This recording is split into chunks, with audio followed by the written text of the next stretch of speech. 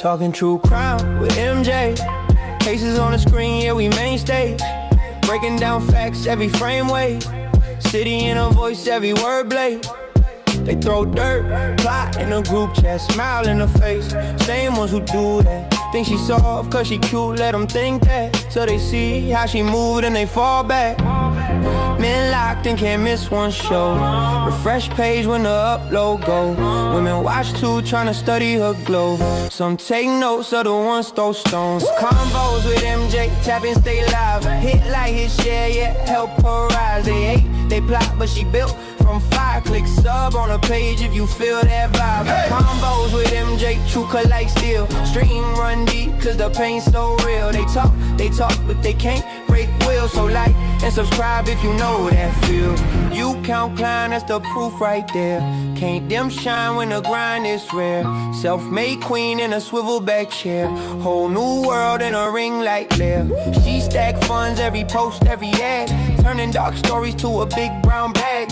Knows the law, knows rights, never move sad. If you cross lines, then it's up, that's bad. Men obsessed, blowing up her DMs. I love you, marry me, she just skims.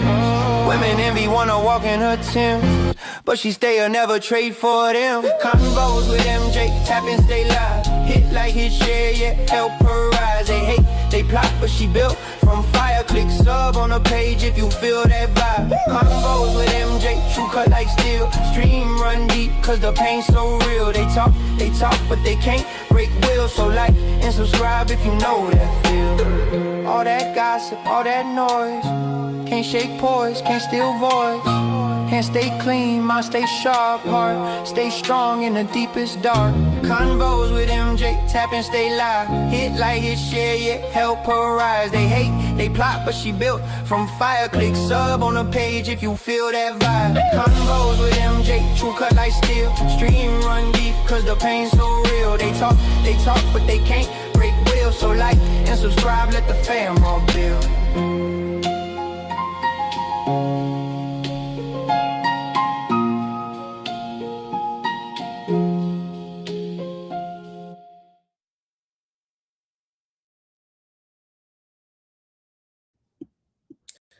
All right, we are back into it. Thank y'all so much.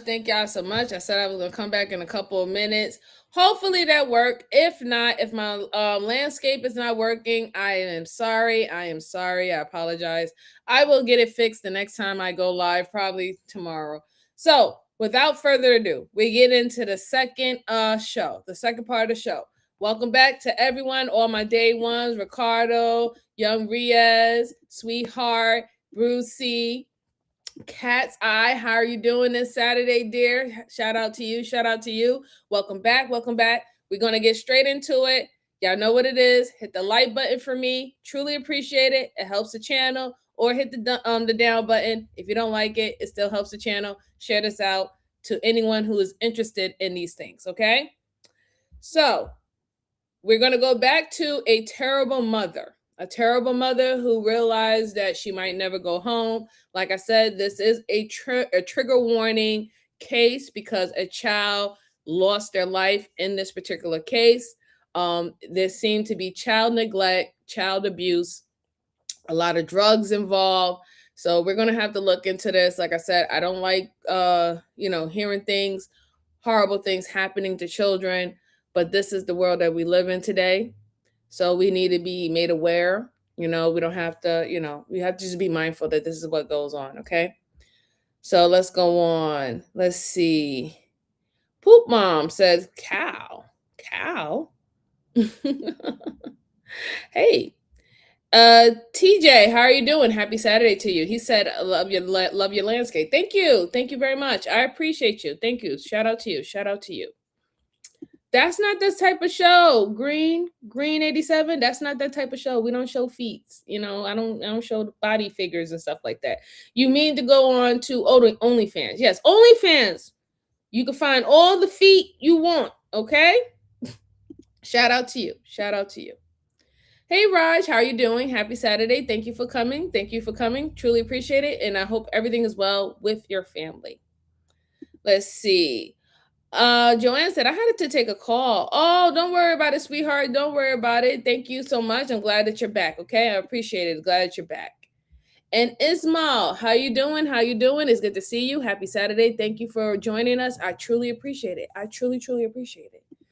All right, let me go ahead and pull this up, guys, and then we will get into it. Remember, like I said, trigger warning, okay? If you don't like hearing things about kids, you can go ahead and step away. I do not mind. All right. I hope you can see this. And here we go.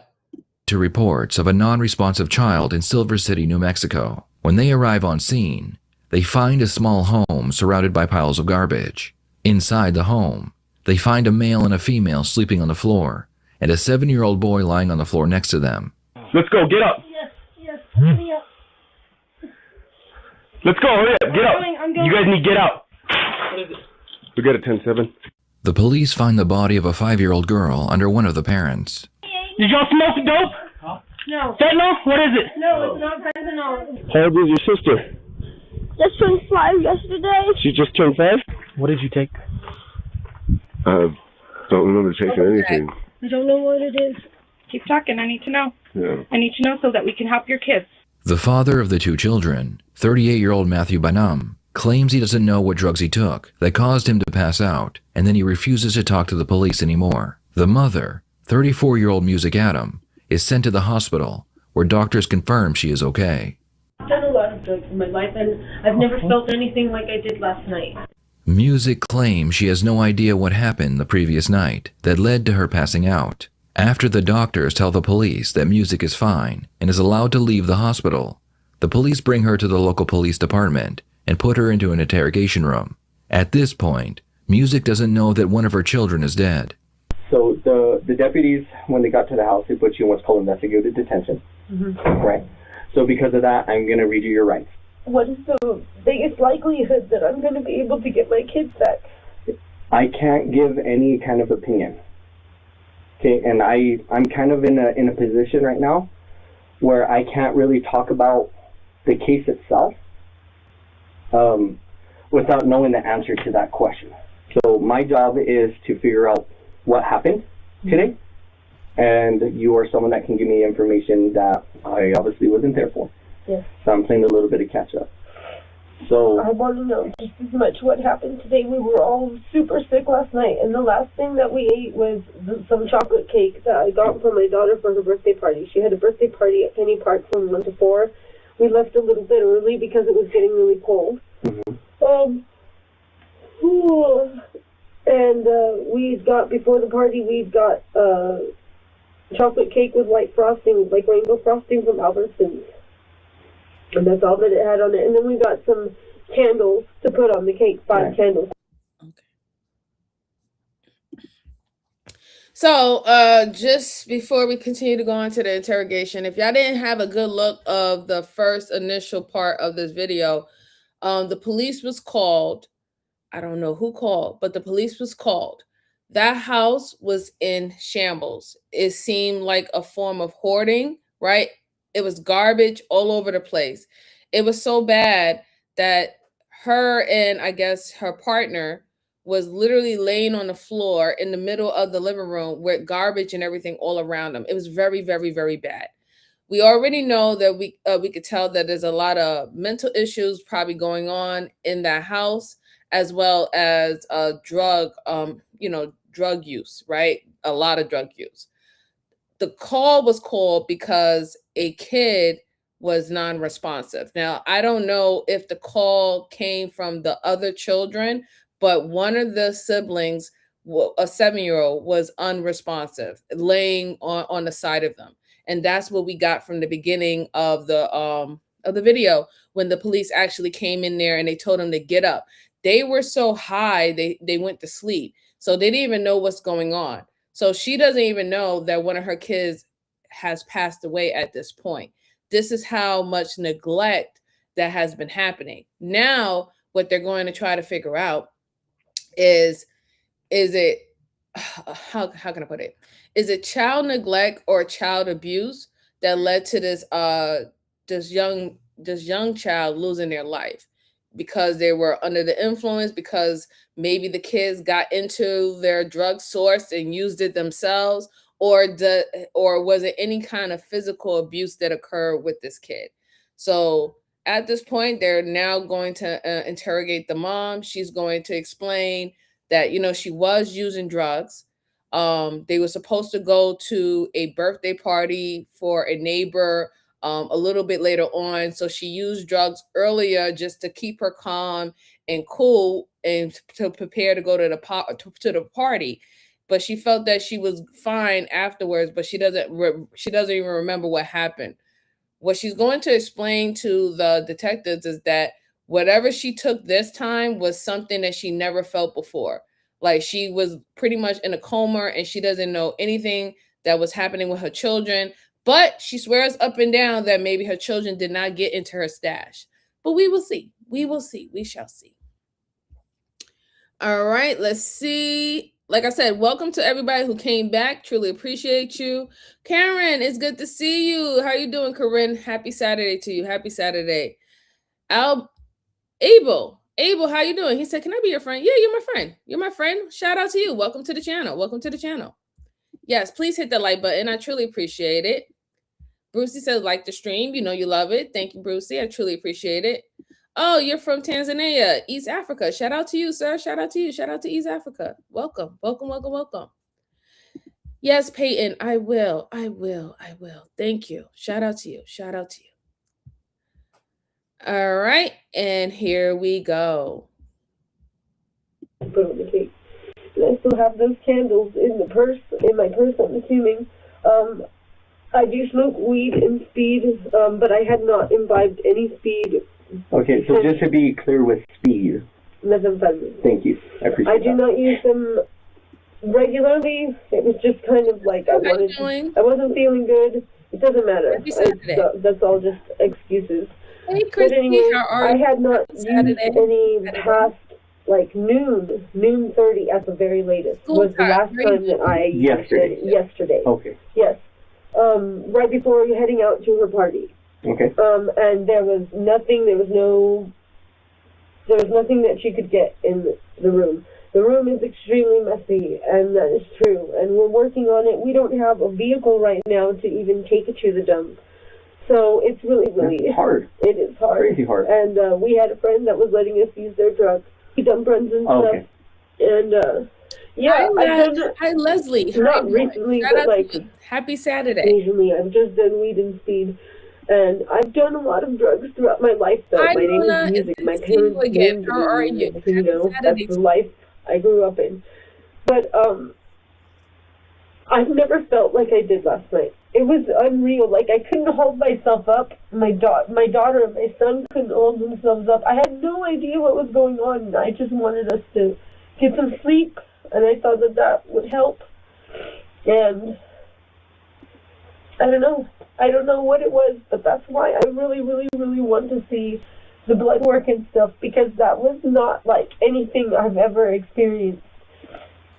It's extremely weird, right? Yes. Just like that, stuff like that doesn't really happen. Well, it happened last night, and I don't know how it happened, and I don't know if I don't have any idea what happened, but I want to know what was in my system, and I want to know how it got to my kids' system, because they did not get in. I'm telling you. And an investigation will have to be done, and that is fine with me. But I know that I do not do fentanyl or heroin. I know that. And so if that's in my system, and if that's in my little girl's system, somebody fucking put it there. Sorry, excuse my language, but I do not speak however you want. You're going through some shit right now. Straight up. No, I want to speak eloquently because I don't want to be misconstrued. I don't want to be misconstrued. I hope everything's I know that a lot of people come through here lying about what they do, and I am not here to lie about what I do. I'm here to figure out what happened to my children, because they are the best thing that ever happened to me.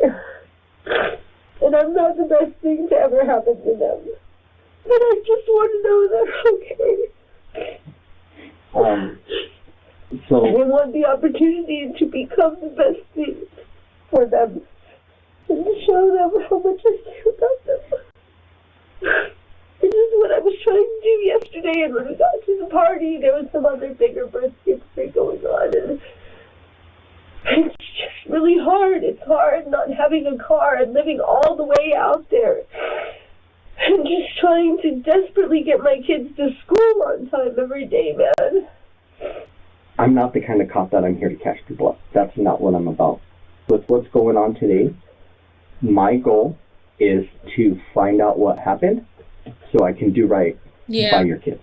Mm-hmm. Yeah. That is my only role. That's yeah, the only thing I'm after. And it seems like you're really on that page too, which is super helpful because believe it or not, there are a lot of parents Victoria, that how come you through doing? here and Happy otherwise Saturday to you. that will do everything to sell their kids out so they get away or whatnot. But that's not what this is, okay? That is not what this is. This is a matter of us having a conversation, trying to figure out what happened. It was just my little girl's birthday party. That's all it was. We had cake. We didn't have ice cream because it melted. But we had cake and we had some chips, Doritos, and Ruffles.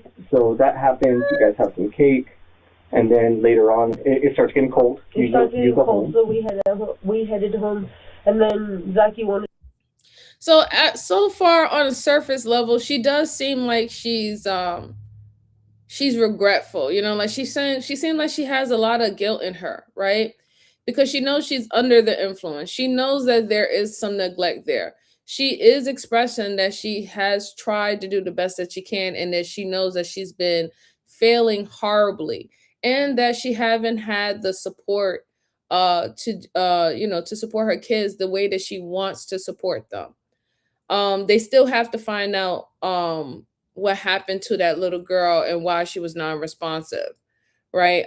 So far they have not given her any detail on that. They have just allowed her to express her mind, express as much as she knows as possible about the situation. But y'all guys, y'all seen the house, right?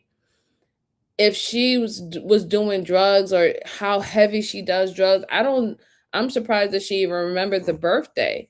And then that's also kind of draws conclusion to me because you said that you was using someone else's drugs because I guess you ran out of funds to get drugs that you would normally get or go to the person that you go to get your drugs. So you was using someone else's drugs and that could be laced with other things in there. And she was alluding to that's the reason why she felt different and that she was knocked out for a certain period of time.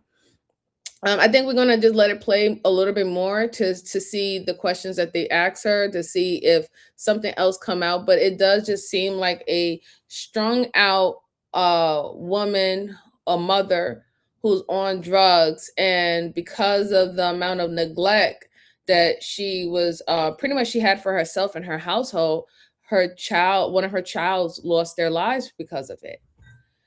It's sad. It's very sad. Let's see. Again, how you doing, Victoria? Happy Saturday to you and welcome. Toki, how you doing? Toki Share, how you doing? Happy Saturday to you. Happy Saturday. Let's see. Oh my God, yep, Luna, whatever battles that you're going through, I hope everything works out, my dear. I really, really do. Prayers is up for you. Prayers is up for you. I'm so sorry. The Grizz says women. Huh. Let me find out you about to be another Brucey. Shout out to you. Happy Saturday, sir.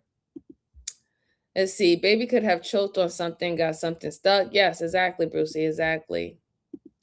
Yeah, I have an accent. How you doing, Chip Diamond? Happy Saturday. Jasper said, I agree with you, Bruce. Something in the matter could have happened. Right. Okay, so let's see. Peyton, what are you saying come on for? I don't understand. Hi, Trey. How you doing? Happy Saturday. Good to see you. Colin, how are you? Happy Saturday. Oh, Colton. Is it Colton? Yeah, Colton, how are you? Happy Saturday. Okay, give me a second, Peyton. Jesus. Let's see. Steve said, how long after her arrest was this interview? This is right after Stephen, right after. Demetrius, hi, how are you doing? Happy Saturday to you. And Theon, how are you doing? Happy Saturday. This is a mother who's being interviewed. So far, one of her children was found non-responsive. She deals with drugs, and they're trying to get to the bottom of this. All right, let's go on. To know she could have one more slice of cake And I said sure, and we all had a slice of cake before bed. And that's when things just started to get weird. I don't know if it was like, I've never had a sugar high like that. Like, I don't know what happened. I don't think it was the cake or anything. I don't know what it was. What about the heater for the house? The home that Matthew and Music shared with their 2 children did not have heat or running water. For warmth, they would burn coals inside the home, and the only ventilation was a small gap in a window. The couple had been warned before that they needed to open the windows if they were burning coal to prevent carbon monoxide poisoning. The heater, we don't have the propane hooked in. We're out of propane. And the coals? Hi, Brios. Like the coals or whatever you were burning in there? Yeah, it was coals. They were coals. But we burn them all the way to coals so they don't smoke the place out, and then we vent the window. Normally we have a propane heater, and when we have the propane hooked up to the heater that's up against the wall, we still leave it vented because the kids were, a while back, like when we first moved in, this was over a year ago, my son was waking up, throwing up, and we discovered it's because we had all the windows shut with the propane heater on, so it wasn't ventilating properly, so we started leaving the windows just cracked, and that was enough, and all the throwing up stuff.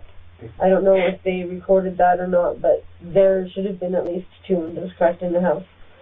And just, like, and mass the kids, confusion. what about the kids? The kids were fine. The kids were fine all the way up until I woke up in the middle of the night because Zaki was crying and Zai was crying, and they appeared to be asleep. Like they were having night terrors, but like severe night terrors. But they were fine when they laid down to snuggle with me. After we had the cake, everybody was fine. My son put on some YouTube, and everything seemed fine, and I crashed out. And then I woke up to my kids, they were crying. And Zaki was kind of... About what time was that, do you know? I don't have any idea, but my husband might know. My husband might know because he came out of the 5th wheel over to the tiny home to see what was going on, to see why everybody was crying, and to lay down with us. And he said he was feeling really crappy, and he was trying to get my son to calm down, and I had Zaki trying to calm her down or like maybe wake her up so that she was not, you know, I wasn't like, I was just being gentle, like rubbing her forehead and stuff, you know, like just trying to get her to wake up, or, because she was crying, she was alive, you know, she was crying, and we just couldn't figure out what it was that was making them cry, and my son was curled up in a little ball, and we had no idea what was going on, but eventually they quieted down, and there was just like a little whimper every now and again, but they were okay, they were breathing, they were responsive somewhat, you know, like there were vital signs, you know, and in hindsight, I should have called right then. You went to sleep with the kids in the tiny house. Everything was okay at first, and then they started crying. So you're trying to soothe them, you're doing the mom thing. Your husband hears what's going on, so he comes from the white RV into the tiny home, and joins you guys in bed, or what happens now? Yeah, he laid down next to my son. Okay. To try and calm Zai down, because I had both of them, and so he knew that I wasn't feeling well, and so we were both just trying to calm the kids down. We were trying to figure out why they were crying, like, are you hurt? We kept asking them, are you hurt? Do you have a bellyache? Can you breathe? You know, and they just were, it was like they were having night terrors, like they weren't responding to any, like if you asked them a question, there was no yes or no, there was just crying, you know, but they were both crying, like they were both alive and crying, which doesn't make it okay that I didn't call the EMS, like that makes it worse, I guess, but no. Did you ever wake up on top of her? No, that's never happened. Okay, including last night, right? Including last night. Okay. Last night, when I woke up, she was in between me and my husband. She was...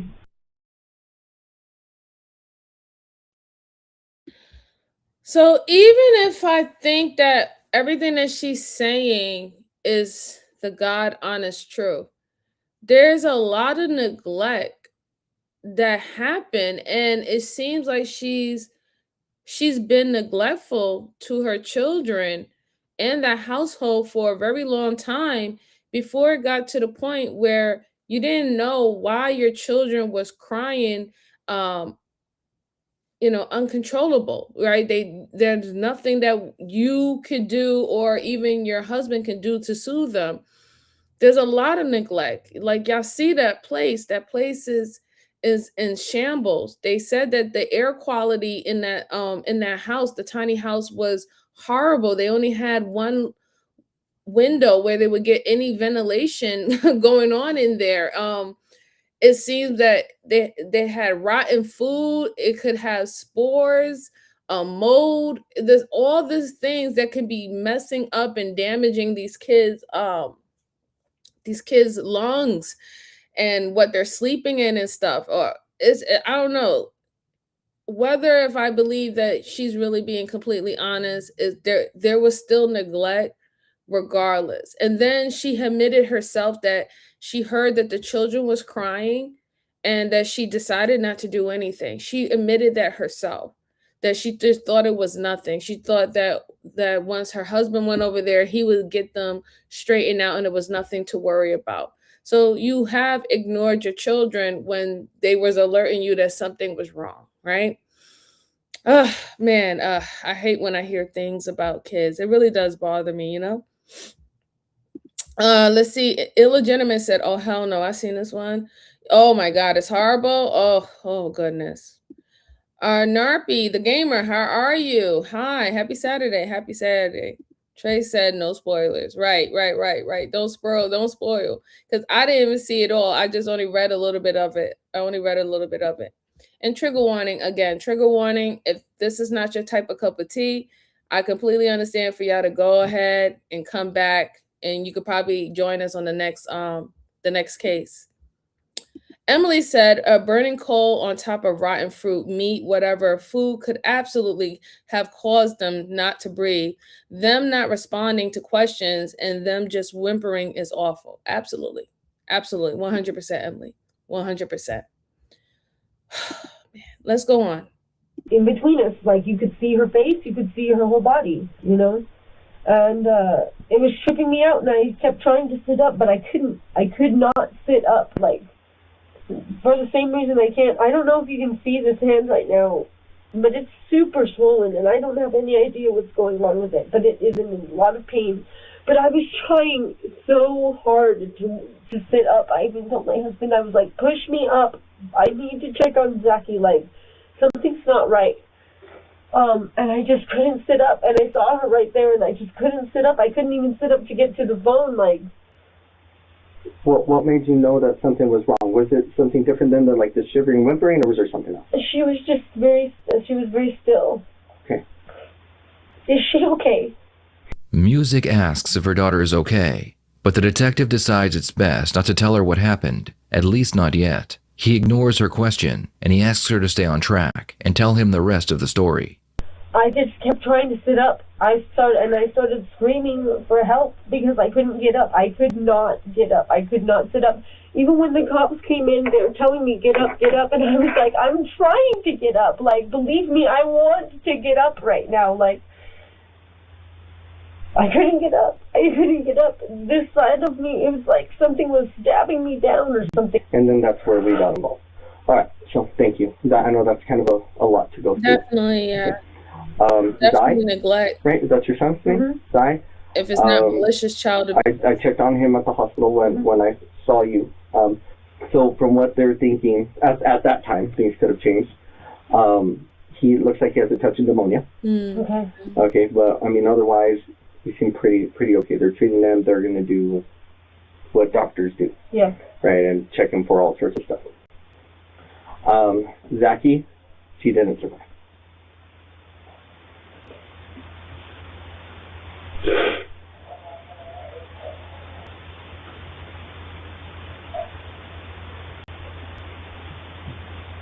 Sorry.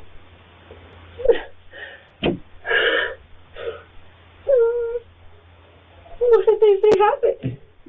We don't know. One of her We have no children idea. passed Are they gonna away, do and it seems like it could have We been are going the full child 9 yards to abuse or figure child out what it was that Please happened.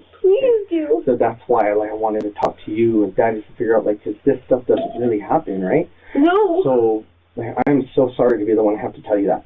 You shouldn't have to hear this from someone that you don't even know. But we are going to look into it as deeply as we possibly can to try to get a better answer for what happened. Can I please see my son?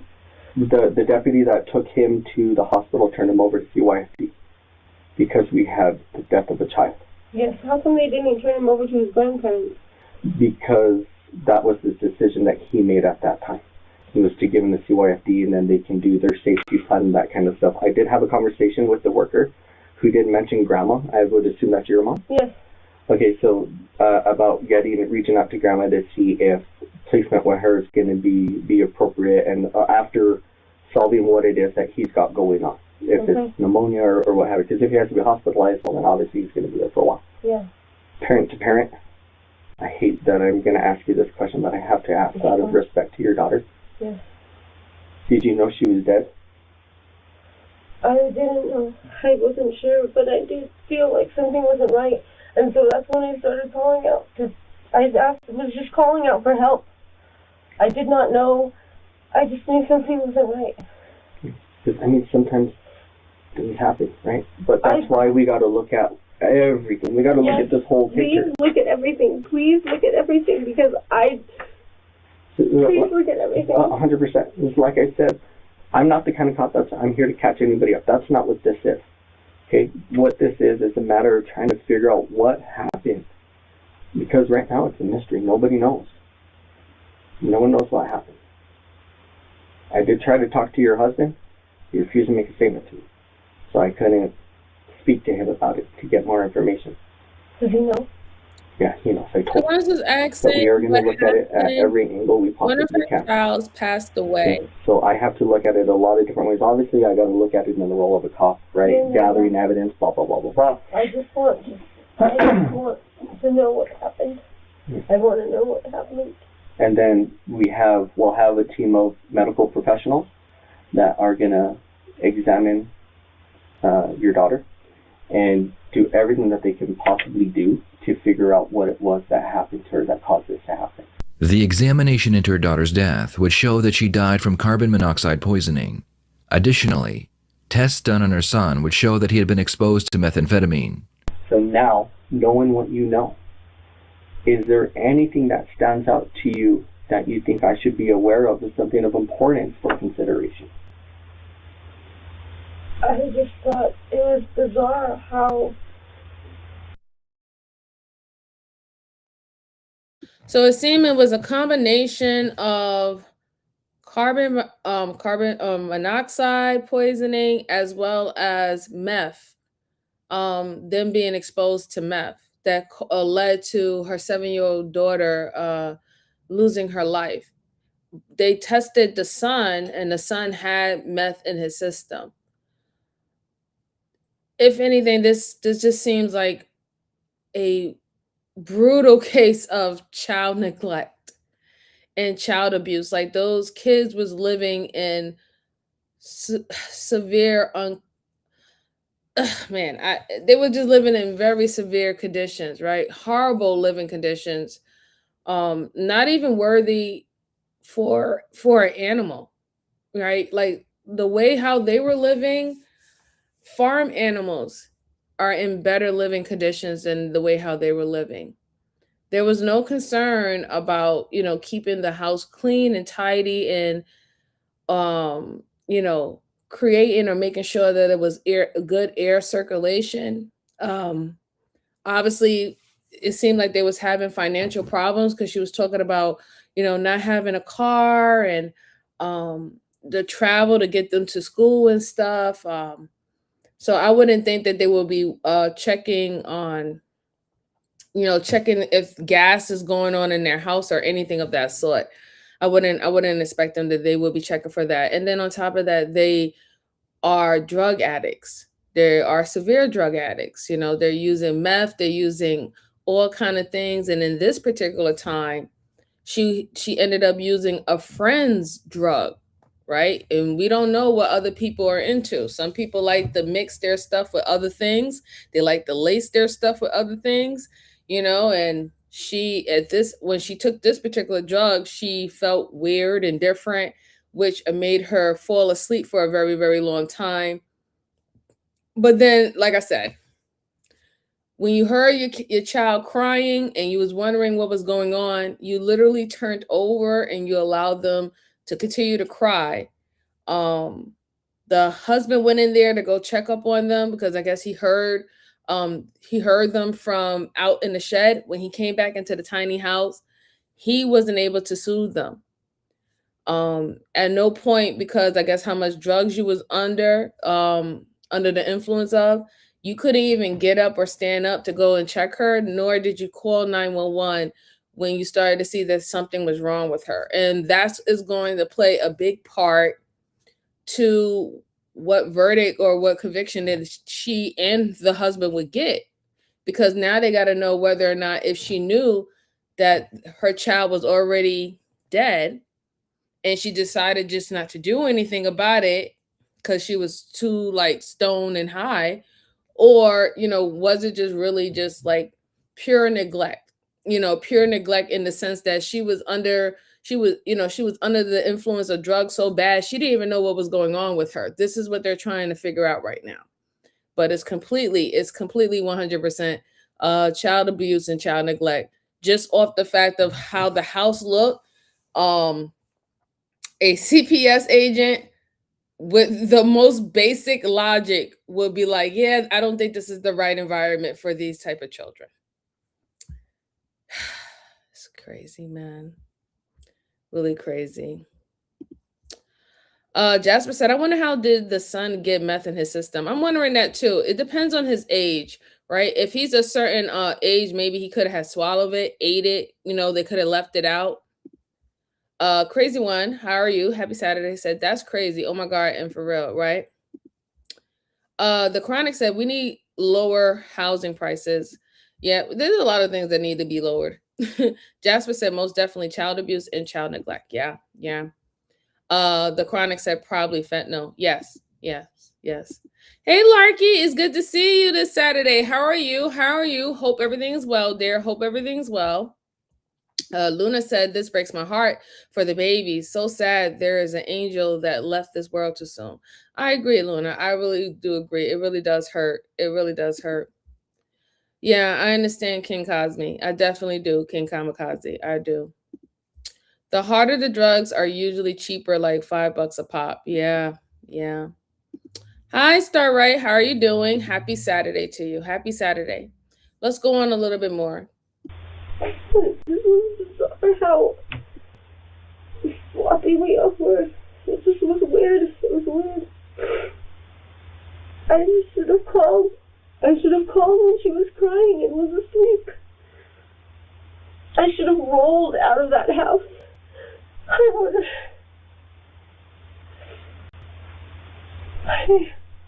When she pees herself, which she doesn't do all the time, but when she does get her pants wet in the middle of the night, she frequently will take her pants off, but she usually puts fresh panties on, or she wakes me up and asks me to get her some pants.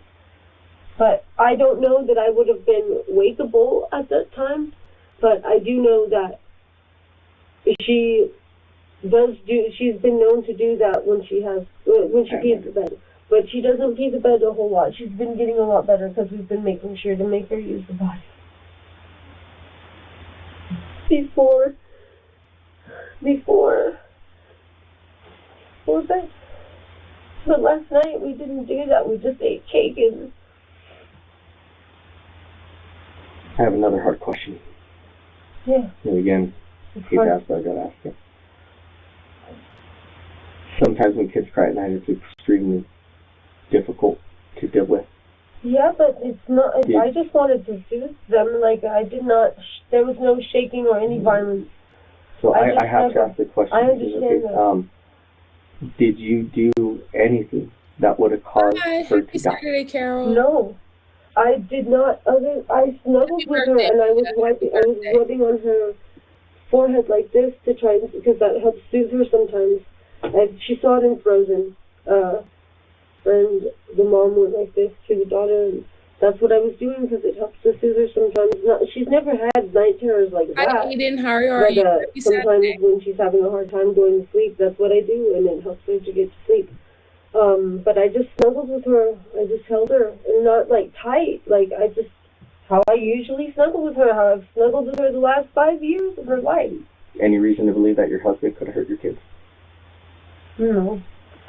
My husband and I, It does.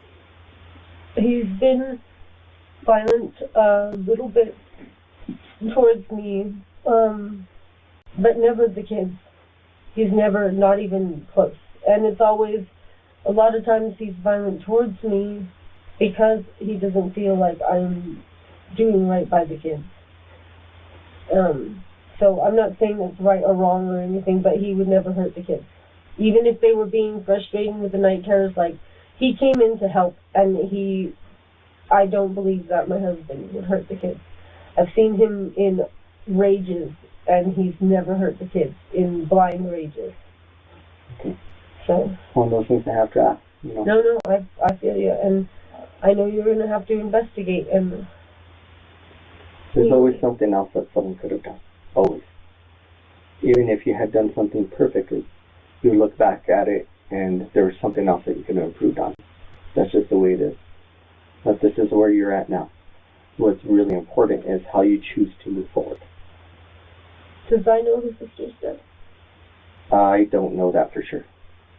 I believe CYFD may have told him that, but I couldn't tell you definitively yes or no.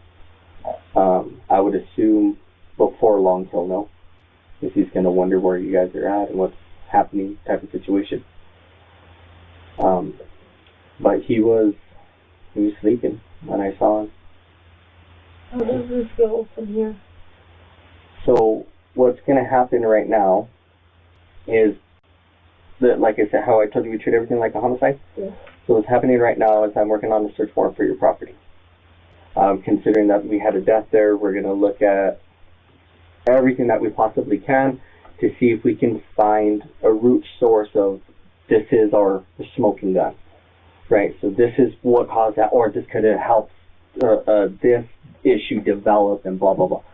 So we're going to look at that kind of stuff. So I got to investigate it kind of criminally on that side until we know otherwise. That's not a child abuse. At the same time, we're going to have medical professionals do their thing and so try to solve it on a medical standpoint, regardless of circumstances and whatever.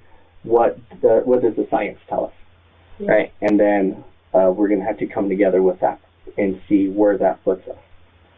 Okay. Do you have any other questions for me? Just if they could be placed with their grandparents, either in, so they have grandparents in Florida, which I know is a ways away, and they have grandparents here, and they have grandparents in El Paso, and just I don't want to see them in the system because I know people that were broken in the system and have terrible experiences in the system, and I know that you can try to do what you want, but they were with me when this happened, you know, so it's really hard for me to trust the system.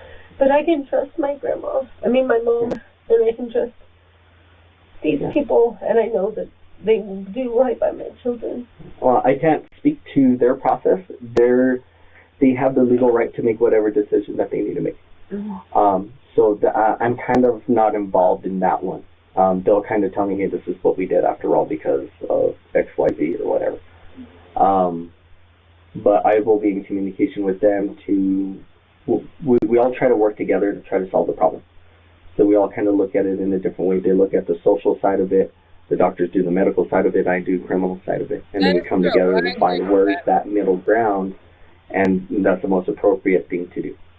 But I'm sure you probably don't want to be here anymore. Too, Dave. I don't want to be in jail either. Well, but I just want to be... I just wanted to be last night again. I just wanted to be last night again, and I want to be home away. As of the making of this video, neither parent has been convicted of any charges related to the death of their child. Matthew and Music are both facing first-degree felony charges of child abuse resulting in death. If found guilty, the maximum sentence they both could be looking at is life in prison. What are your thoughts on this case? What should their punishments be? Please share your thoughts in the comments below. On March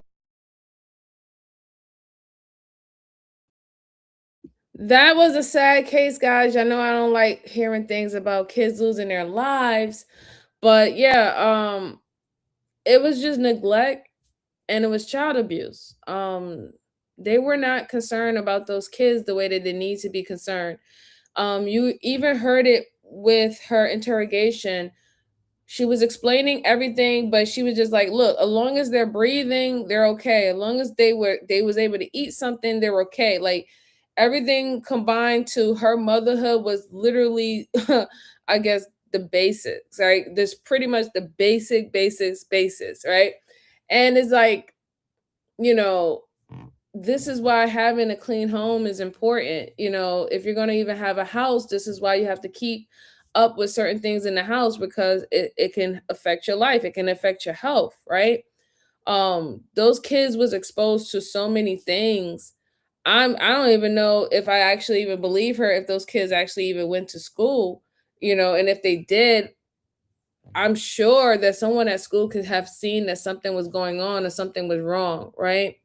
And what we need to point out is if it got to the point where this little girl pretty much lost her life, that means she was sick for a very long time. It just so happened, her little body wasn't able to endure it anymore, and that her brother was a little stronger than her, per se.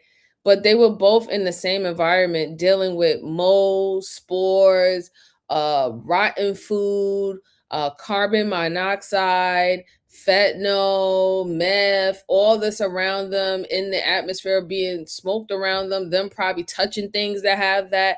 It's really bad. It's a really bad situation. And prayers to that little girl, that she had to go through that. Prayers to the son that has to live on knowing that, he wasn't in a healthy environment by his own parents, and that he lost his sibling. That's a lot to take too, to take into as well. Man, I know that sometimes a lot of people say, hey, it's better for kids to be with their parents. And normally I would agree. But if it's situations like this, or even if it's like a physical type of child abuse where they're actually physically putting hands on the child, stuff like that, the child is not in the best place by being with the parent. We have to just sometimes admit that, the villains of the story could be the actual parent sometimes, right? It's tough. It's a tough situation. Very, very, very tough. That hurts my heart. Really does hurt my heart. Let's see. Oh no, somebody in here said they 9 years old. Okay, I'm gonna have to remove you. I'm gonna have to remove you. Can't be 9 years old. Can't be 9 years old, right? No, not you being 9. Oh my God. Is everybody 9 and 10? What's wrong with y'all? Y'all gotta get out of here. What y'all doing with that adult thing? I know I have to set this with adult. Jasper said, why didn't the school report CPS from the get-go if they seen something going on? That's why I said, Josh, that's why I don't believe that they were going to school or they were actively enrolled in school, because they would have seen something was going on, whether it's looking at their eyes, their pupils, looking at their skin. You see these things. So for her to say that they were going to school, and this has been going on for a while, you can look at that house, the way how that house looks didn't happen overnight. That was something that accumulated over time. Man, listen. All right. Not everybody being 9 years old. What y'all look, 9 years old, y'all can't be in here, okay? Y'all gotta have to go and go watch some video games, cartoons or something. I don't know. What do the 9 years old do today? I don't even know anymore. All right, good folks. I do have one more case for you. Go ahead and hit the like button for me. Truly appreciate it. It helps the channel. Or you can hit the down button. It still helps the channel. Share this out to anyone who's into looking at these type of cases, this type of true crime case. Like I said before, we go over many different cases here. We go through old ones, we go through cold cases, we go through current cases, new cases, whatever you like. We discuss it over here. Okay. All right. And let's see. The next case that I have for you, good folks, is about a pastor. A pastor realized she is never going home. From when I saw a little bit about this particular case, it had to do with I think a child or a young adult losing their life.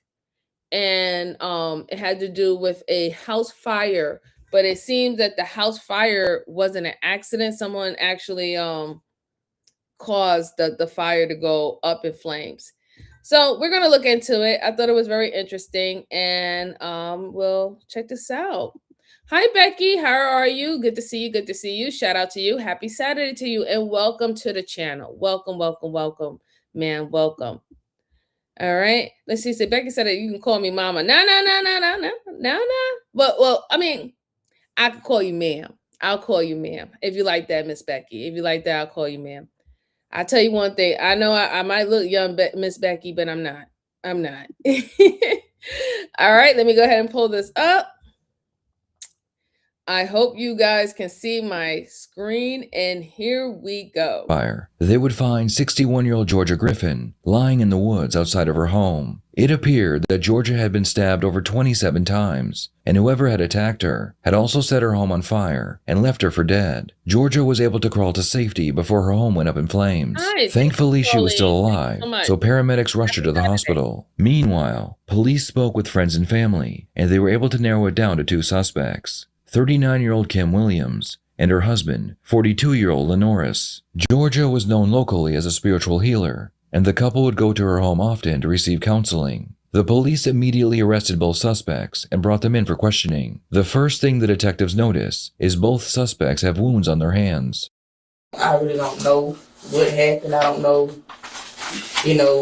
Only thing, like I seen you yesterday. That there we stayed around. And the only thing I just knew that I just seen the house, this on fire, and then I just jumped out my truck to help. I don't know what else. I don't know what else could occur. I don't know. What happened to your hand? Kim rambles on incoherently for 10 minutes without answering the question. She claims that she and her husband were there when the fire broke out, but they were nowhere near the house. Let's go ahead and get past this. We know he was in the house. We know you were in the house. No, I wasn't in the house.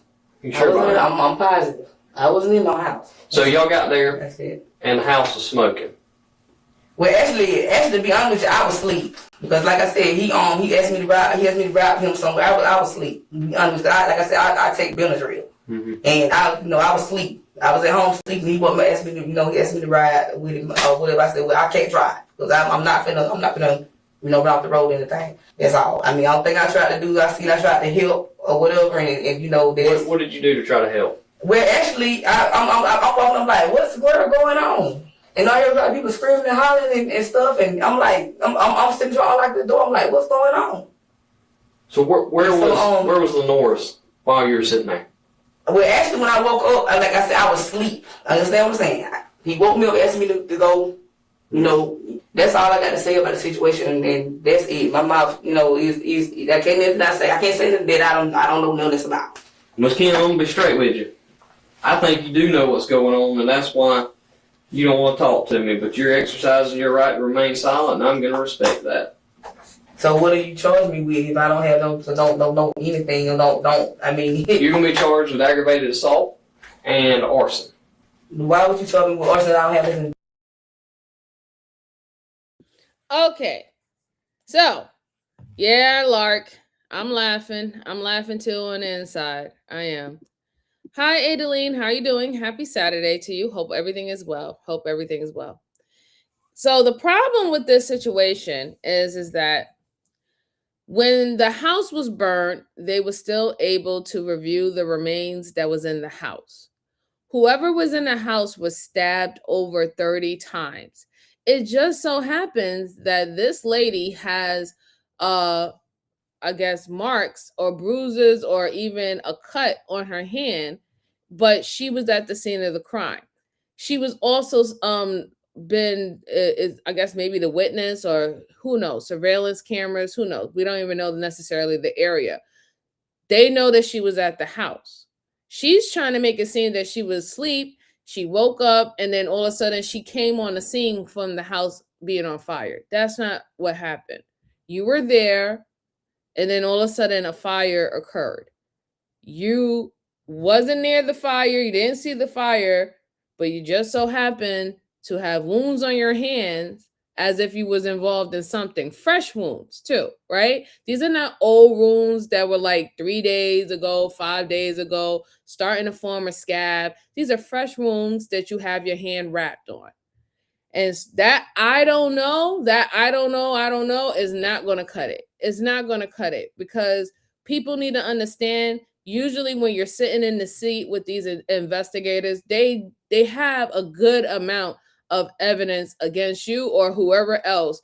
They just need more information to make sure that they can make it stick, right? Right? They can make sure that they can make it stick. They want to make sure they dot their I's and cross all their T's in this situation. They're just not coming to you out of thin air. They're not. All right. Let's see. Cortland, hi, how are you? Happy Saturday. Happy Saturday. Chance said, dang, she did it. I think she did do it. Yes, absolutely. Happy Saturday. Happy Saturday. Ranton, how are you? How are you? I'm sorry. I'm saying it wrong. It's Ratonia. Ratonia, how are you? Happy Saturday. Happy Saturday. And Becky or Miss Becky says she acts like she's stripping. Yeah. Mm-hmm. Let's see. School education. How did you get your CSI degree or job? I would love to start my career. Well, go to school. Go to school. Hey, Miss J, welcome back. Welcome back. She said, I tried Coursera, but it's not working for me. No, you can't do Coursera. You need to actually take some classes, real classes. Go to any institute, and if they have any classes when it has to do with criminal law or penal law, yeah, that should work. That should definitely work. Bro, hi, how are you doing? Happy Saturday. Happy Saturday. Yeah, this is a new stream, Miss J. I was having problems with the other one. Cakey Bakey, Strawberry. Oh, that's a cute name. How are you? Happy Saturday. Happy Saturday to you. Happy Saturday. But let's go on. Let's see what else she has to say, because apparently she was just sleeping. Someone woke her up to go somewhere with her, and she ran down on the scene. Do with an arson. You had your chance to give your side of the story, and you chose not to talk to me. So y'all just pin charges on somebody that listen to me. I don't pin charges on anybody. I did. I don't take out arrest warrants unless probable cause exists to arrest somebody. Like I said, I would have loved to have talked to you about everything, but you decided to vote your right to remain silent. Happy Saturday. So what I'm saying is, yes, I did. But if I'm being quiet about something, what can I say if I don't know nothing about it? I mean, come on now. I mean, just because I might didn't finish school, I'm not a devil. Kim refused to talk to the detectives anymore, so she would be sent back to jail. Based on the evidence, the investigators believe that she is the one who stabbed Georgia, so this was not the last time she would be interrogated. Meanwhile, her husband, Lenoris, was put into the same interrogation room, so he could be interviewed. You said a minute ago that y'all were trying to help her out. Tell me what happened yesterday. Okay, we went out there, and it was a car. We was sitting down there. Who's we? Me and my wife, and it's a boy walked in. He walked in the place. Hi, and he Kenny. walked back. How are you? He stayed about there. I can't remember the right time, how long he stayed in there. I'm gonna say like 20, 25 minutes. He came out, he looked at us, kept looking at us. He pulled off, and we sitting there, and we seen smoke, like some smoke. So we went. I got out. We got out, and I couldn't see. I'm trying to get to this woman, but that thick smoke. It's in me, so I got to come out and get a little air. I'm trying to get to this woman, trying to get help out. So when I did, I told my wife, I said, hold on, let me go get her son-in-law. He was outside. So I ran up there and got him. So he came back. He ran down there. He looked at me. Lenoris claims that they were at George's house, waiting for their turn with the spiritual healer. While they were waiting, he saw an unknown male go into the home, and when the male came back out, the house was on fire. She knew spiritual work. Okay. You know what spiritual work is? Not really. If I say that, y'all ain't gonna tell nobody. Yeah, I ain't gonna tell nobody. I promise. Because I don't really want to say it. Okay. No. Yeah, I've heard of it. Which prayer? Mm-hmm. That what happened to me and my wife. Somebody messed us up. You talking about Kim? Yes, she would tell you. Somebody messed her up. No, it wasn't her. I don't think it was her. But and what did they do to mess y'all up? when I went to see the lady, right? The lady you talking about, Miss Georgia? Yes, sir. And you said you was paying tithes? We were paying tithes. Like, to her? Yes. So you don't know how much she was giving her? It was a lot. Oh, wow. It was a lot. Like, it was $375. Then one time we paid $150. I'm like, I don't see no improvement. We gonna see her today. Yeah, we ain't got no money. She gonna help us. That's a pastor now. Saturday. If you paying tithe, right? Mm-hmm. And you paying tithe, be real with me now. If you ain't prospering, what y'all gonna do? Be real now. Oh yeah, I'm gonna stop, right? You know, it's like if I'm ain't catching fish with this kind of bait, I'm gonna quit buying it. So why put yourself in a deeper hole when you know you ain't prospered once before? Right. So what were y'all going out for yesterday? We gonna go back there and we're gonna talk to her. My understanding is if you going to see a pastor, right? And they help you, you shouldn't come back no more. Detectives are always looking for motive, especially in murder cases. It appears that Lenoris and his wife would pay for counseling from Georgia, but no matter how many times they went, their lives never seemed to get better. The couple believed that Georgia was extorting them for their money. What were y'all doing? What were y'all going out there for yesterday? Yeah, it seems that like when you hear about people getting stabbed, even sometimes when they get shot, right? But definitely when it's stabbing involved, that's personal, right? That's a personal situation. It takes a lot of force to stab someone, right? Cutting is different depending on how sharp the knife is. But when you actually stab someone, that amount of force, that's a personal situation. So they was going to this lady for counseling. They were paying for counseling, and I guess they didn't feel like the counseling was working. So they felt that she was pretty much taking their money or scamming them. But I don't see how they correlate that, because even with counseling, the counselors can only do but so much. This is what logical people know, right? Logical people know that the counselors can only do but so much because it takes the person to apply what they learn in counseling. You can send anybody to school, right? And they can get the same education. Then you're going to have individuals who's going to be A student, and you're going to have individuals who's going to be D students, because the way how they process the information that they learn, the effort, the determination, the focus is going to be different in every individual. So for the fact that they thought, the first thing that went to their head is that this woman is scamming us when you're paying for a service, is kind of like absurd to me, because you got a service. You did get a service, right? Especially in this situation. If you was sitting down, you was speaking with her, she was giving you, letting y'all, get your thoughts out, having y'all do that shadow work amongst each other, even your individual work about yourselves, you was getting what you paid for. I don't understand what they thought. They thought that she was supposed to like be a wizard and come out with her wand and pop, your situation is is all good. I don't know. That's just kind of weird to me. Definitely kind of weird to me. TKO said home life. Yeah. Let's see. All right, let's go on a little bit more. So he's given a little information. And again, like you guys, y'all can see his hand, right? His hand is also cut too, freshly cut. He has his thumb wrapped up. This is crazy. This is really crazy. Oh, Shadow. What's up, Nemesis? How you doing? Thank you so much for the $5 support. I truly, truly appreciate you, sir. Thank you. Thank you very, very much. All right, let's go on a little bit more. We're going to talk to her, ask her we needed help. Who was there when y'all pulled up? I don't know them people. Was there a lot of cars? It was two other cars, but they had two people in one car. And all right, so I guess it's customary that if you pull up somebody else in there, you wait on them. You go out there, you're going to sit 2 or 3 hours. Okay. You're going to sit 2 or 3 hours. I know this. We went out there one time, about 15. We went out there probably about around 10 o'clock or something she opened. And we about like 4 or 5 cars out there. It might be 2 people in one car. And if I know we seen smoke, And I went in the house. You know, I'm trying to see was she okay? But it was so smoked up in there, it was getting thick smoke, so I came back out. What did you do? You said you busted the windows to try and get some of the smoke out? Yeah, no, I'm trying to help this woman. I mean, even though she did it wrong, but I don't treat people different from what they do to me. I let God handle it. I let God handle them. Man, I'm telling you, we ain't have nothing to do with this. We trying to help this woman. How did you cut your hands? I told you, glass. I didn't glass. Okay, how did you break out the glass? With my hand.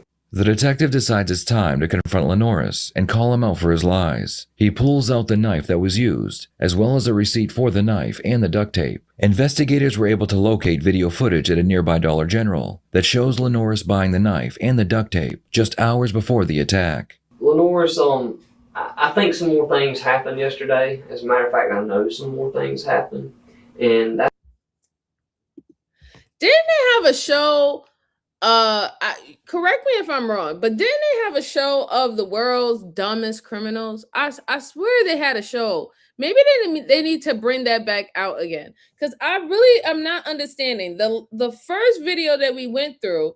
The lady who decided to unalive her husband or her fiance that she lived with, she did Google searches on her phone literally 5 hours prior to shooting him in the head, right?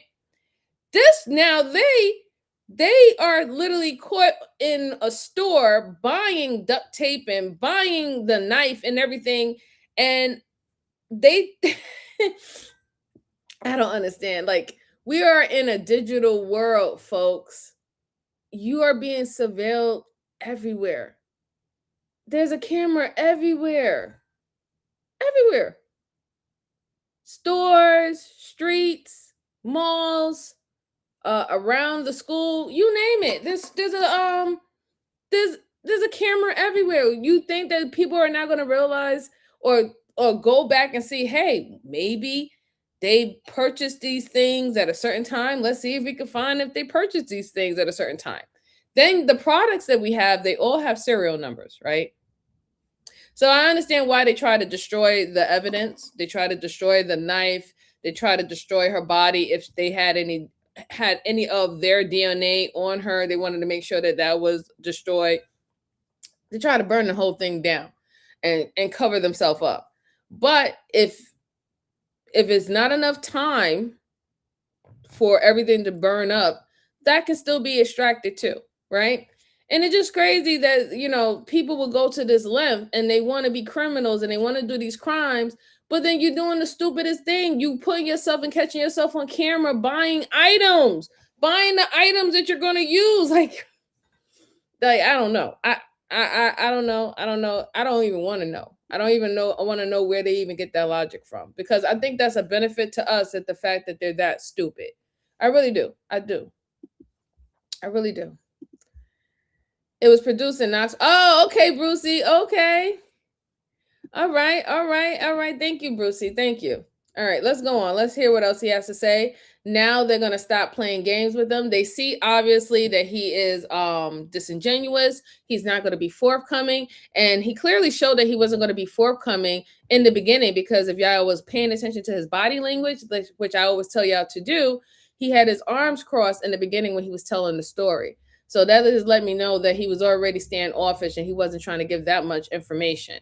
I do say that it was quick on his head, or quick in his head, to state that he cut his hand. The reason why his hands is cut up because he broke the glass trying to go in there and super save, right? And put his cape on and save this lady.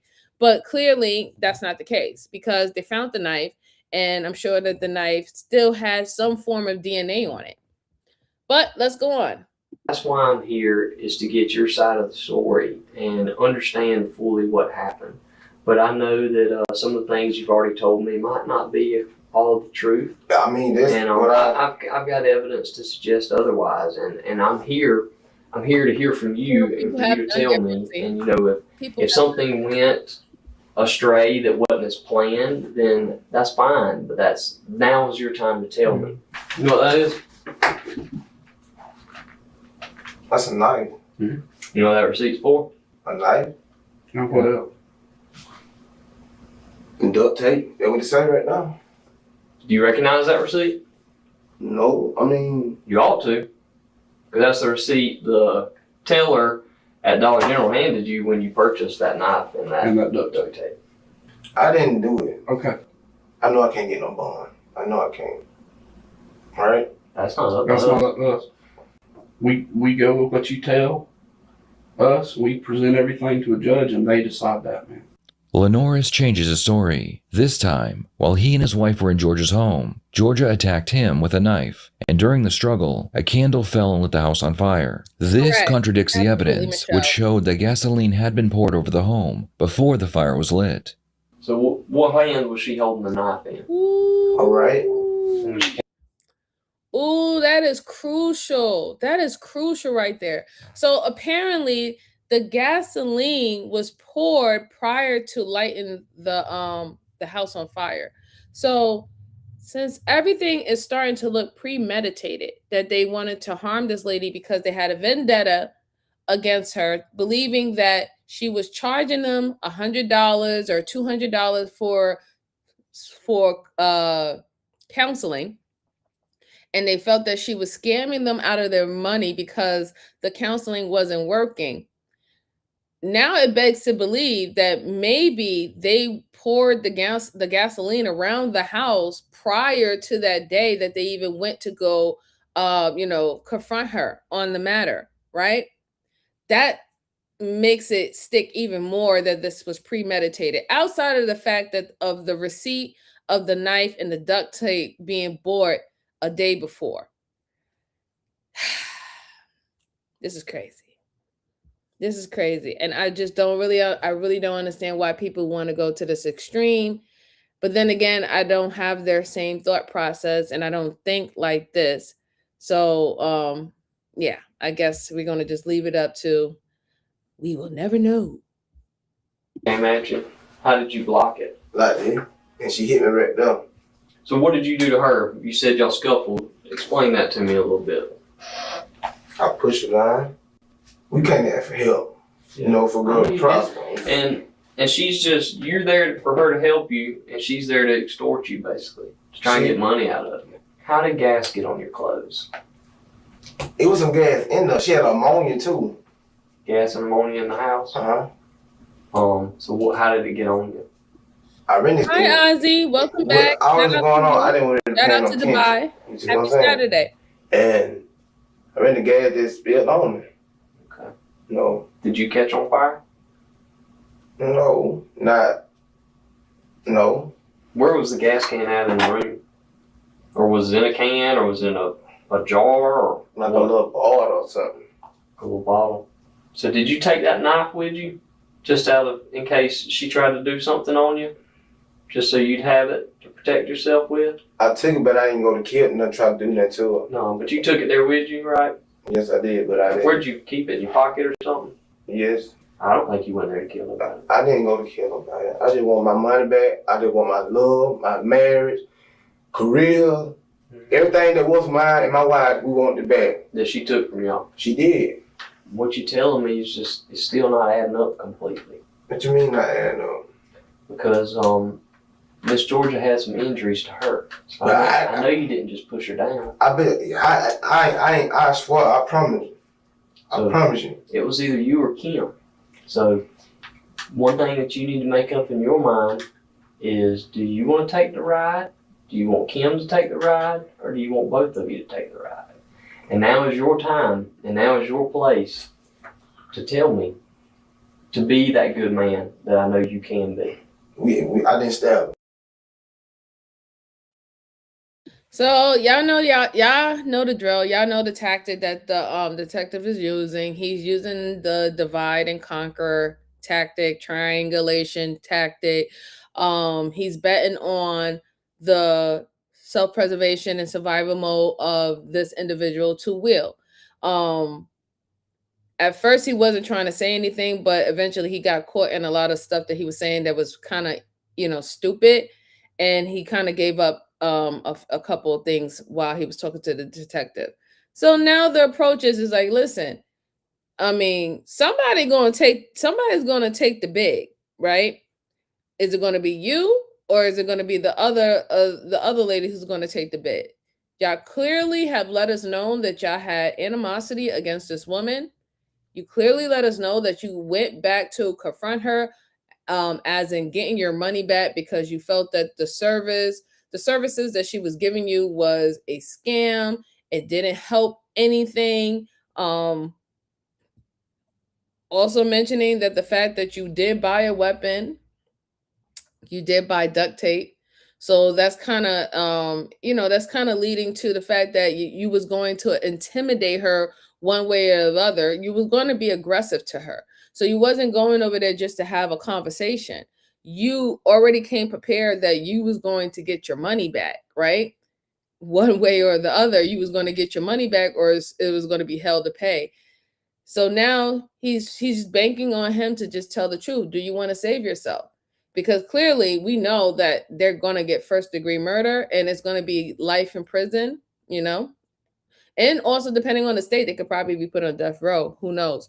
But we definitely know that that's going to be the situation. That's going to be the situation. And the funny thing about it is, even if he, let's say, for example, if I believe him, which I don't, I do believe that he did stab her. It was his knife that he purchased, even though the other woman was with him. And he admitted that he had the knife on him. The knife wasn't on her, right? But that's not saying that she didn't take a couple of stabs at her either. But the point is, you bought the knife, right? You bought the knife and you know that you used the knife. Man, listen, I don't know. Yes, prayers up for everyone's safety, Ozzy. Prayers up for everyone's safety. Brucey said, I didn't stab her. I didn't hear the detective tell him how she was killed. Right, exactly. He said that she had wounds. That's what the detective said. That's why I'm glad, I love the crew that I have over here. Y'all are learning a lot, and I really, really enjoy it. He said that she had wounds. He didn't say that that she was stabbed. And then on top of that, just because he said that there was a knife and he showed him a receipt, that doesn't necessarily mean anything, right? It really doesn't.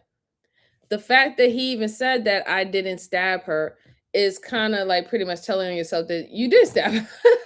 That you did stab her. Yes. That you did use the knife on her. Or if you didn't use the knife on her, you definitely used the knife to try to scare her, right? It's crazy. Let's go on.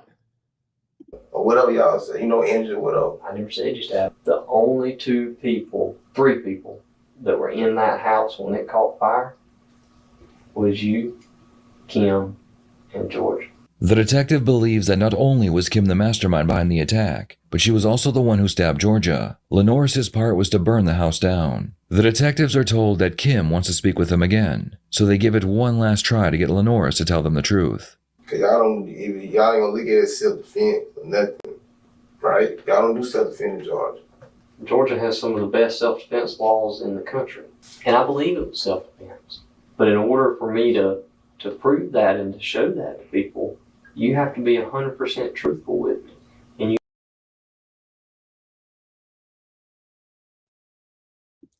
what the hell is he talking about self-defense? Not him trying to gaslight the detectives. Oh, y'all don't believe in self-defense. It's not self-defense when you went to her establishment. It's not self-defense when you came into her establishment with a weapon and duct tape. It's not self-defense when you positioned yourself to jump her 2 versus 1. It's not self-defense when you purposely was going to try to force her to give your money back. And if she ends up defending herself, you cannot no longer now claim self-defense. Not in that point. Now, if she ended up being the aggressor and you was getting your ass whooped, that's something different. But that's not the case. That's not the case at all. Now, not you want to gaslight them, talk about, oh, y'all don't believe in self-defense. It's not self-defense, sir. Y'all went over there and you admitted you went over there because you wanted your money and you thought that you was being scammed by this woman. That's not self-defense. You went over there with weapons. That's not self-defense. So I don't understand where you getting that at. It's not self-defense. You going over there and forcing the issue or trying to force someone to give back or return back your money because you feel that you got scammed. That's not self-defense. And I don't know who told him that. I don't know where he thinks that he can apply that in the situation, but you're sorely mistaken. You're sorely mistaken. I'm sorry. I'm sorry. Now, the only thing that you can do in this situation is either, first of all, what's the number one rule we say over here on this channel? Keep your goddamn mouth closed. Quiet. Cállate. Cállate a boca. We say these things over here because these people are not your friends. They're not your friends. They're here to get the truth. That's all they are. They're here to collect truth, collect evidence, and they'll present it to the prosecutor to do whatever they want with it. They're not here to help you. They're not here to help you. You should have just stayed quiet. Try to get a lawyer.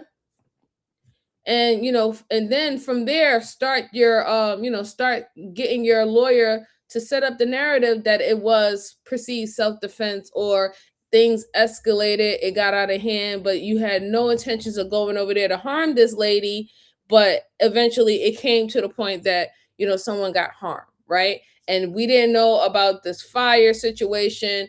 It was an electrical fire, even though they could find out whether or not if it was a fire that was intentionally, created, or if it was something that was electrical or whatever, not in the building. But you can let it, let things play out the way it needs to play out. You already talked and you already did too much. You already exposed yourself. You already exposed to them that you're scared. You already exposed to them that you are in your self-preservation mode, and that you're a top candidate to snitch. That's why they came to you. Now, the only reason why they're going to go speak to that other girl, because the other girl who wouldn't give them no information, she's kind of realizing that, you know what, they probably got to old boy, and I need to now save myself. So I need to go ahead and talk to these detectives because old boy probably ratted me out. That's the only reason why that's happening. And this is why their triangulation tactics work. It works, It doesn't matter how simple it is. It really does work in this type of situation. But let's go on. You have to tell me exactly what happened. She charged her. I believe you. Because she found out she probably figured out that we knew what she did. Just tell me this. Did you use that knife to defend yourself? Yes or no? I had to. Is that a yes? I had to. Because she charged me with she had a lot of things in her too. I didn't know what she had on her. She charged me. She charged her what we were. I grabbed and pushed her down. She tried to get back up. She tried to grab around. I don't know what she's trying to reach at. Mm-hmm. But you charged at me, I got the rights. Mm-hmm. She charged at me. And then what did you have to do when you had to protect yourself?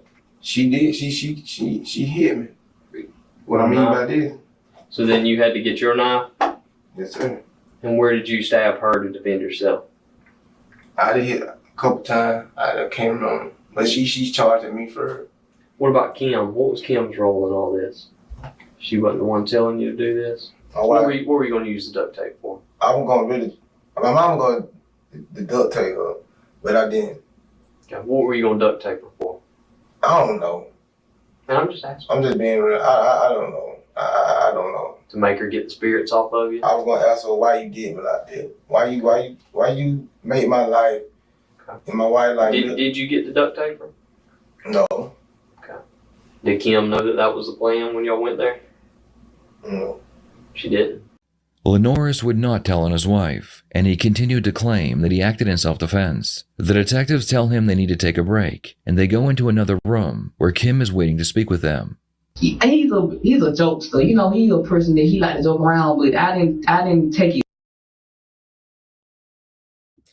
Shout out to Sweetheart with sending the floating heart for 10 jewels. Thank you so much, Sweetheart. We truly appreciate you. Thank you, thank you, thank you. Thank you so much, dear. Thank you, thank you, thank you. I wanted to make sure I get that out there. And she found us. She found us again. Yes, she did. She found us again, Miss J. You're having trouble with the vertical string? What's the problem, Miss J? What's the problem? Let me know. It's serious. I didn't take it seriously. Well, maybe he just joking, didn't know that he was just so serious about it. I'm moving here. I don't like the table being between us. So by him saying the thing that he was gonna do, because he'll say that about anybody. He'll say like sometimes he'll say, "I'm gonna kill you." He'll tell me that. I just look at it as a joke, but I didn't know that it was gonna go, that far. Well, how do y'all know Georgia? Let's back way up. How y'all know her? Okay, she used to be my pastor way back. I know the slang term is a root doctor. Yeah. But it's basically mixing substances together, praying over it, and kind of creating some sort of spell or something. Is that right? Okay. How do you put roots on somebody? Well, you can perform spells on people. Mm-hmm. Like she said that the person performed a spell on me to try to kill me. Is root work a form of hoodoo and voodoo, or?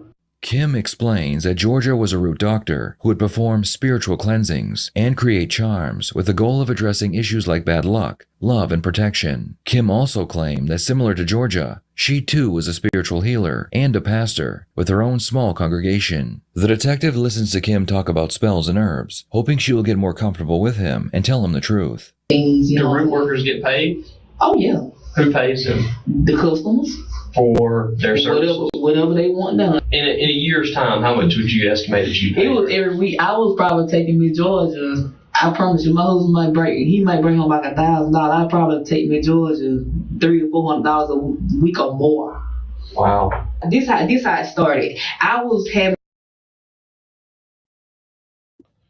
Okay, so that makes more sense. All right. That makes more sense. So this was root work. No, not voodoo, Miss J, not voodoo. Hoodoo with an H, not voodoo. Root work. So yeah, that makes a little bit more sense why they took the approach of the stabbing and also burning the house, right? And if they did believe that this woman took their money and instead of blessing them, she cursed them, or cursed them to harm their relationship, harm themselves, or things of that sort. And her even saying that she dabbled in root work herself, which I think it's a little bit of an oxymoron to be a root worker and also a pastor, is because those are just two different ideologies, right? Because being a pastor, depending on if you're a part of the big three religion, that would be looked at. Root work would be looked at like pagan rituals and things of that sort. Devil work, that's what they would look at it. So they don't really, those things don't really mix and combine, because literally hoodoo in itself is its own religion, and the spells and the things that they do, and using the spirits and herbs and all these things that's plentiful for us, right? But I'm just saying it does explain why they would do that, because anybody who knows some things about root work, fire is cleansing. Fire is a cleansing. So yeah. Yes, with the H, hoodoo. Voodoo comes from mostly from Haiti, whereas hoodoo is usually African and African American kind of thing going on. Yeah, hoodoo. Yeah, you can look it up. Brucey, you're a hot mess. Go in the corner. Let's go. There's nothing to laugh at. Okay, let's go. No problem with another warlock. He's a man witch. And I was asking some females, I was like, do y'all know anybody that can help me with this situation? Hey, he said, you got about $2 or $3 more. I said, what you need it for? He said, I just need to go to the store. And I said, you need to go to the store? He said, yeah. I said, what you going to the store for? He said, just give me the money. He said, I'm tired of bitches. I'm just tired of bitches with me. Mm-hmm. I heard him mumbling. He was like, I'm gonna get that bitch. So I laid back and went to sleep.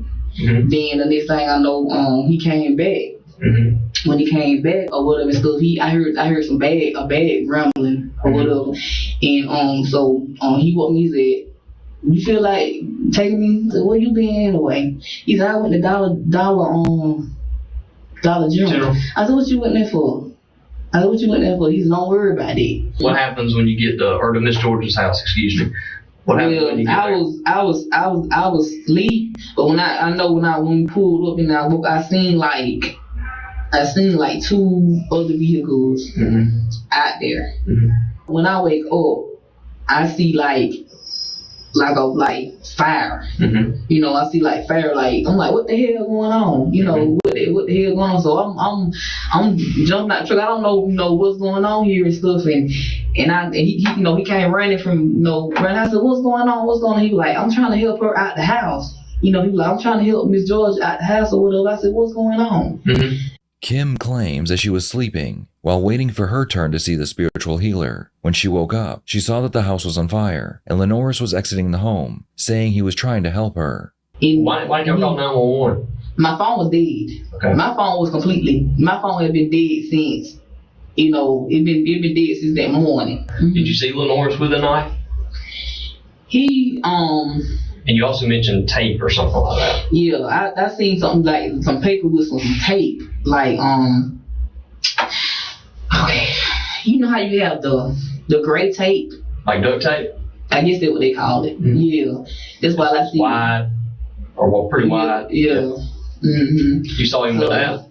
That's got to be what it comes from, because like I said, think about what I said. He woke me up and he asked me, he said, "Do you got $3 or $4?" I said, "What you need is don't worry about that."